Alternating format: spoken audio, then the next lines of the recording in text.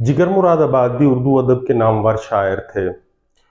और उर्दू के जो पिछले दौर के आखिरी बड़े बड़े शोरा गुजरे हैं, जिन्हें आज से 30-40 साल पहले या जिनका इंतकाल हुआ है, तो जिगर मुरादाबादी का अपना एक मकाम था बरसगीर में। बड़े बड़े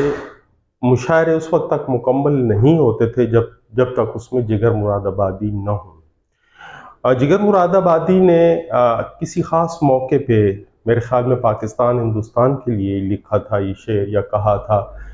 कि उनका जो फ़र्ज़ है वो अहले सियासत जाने,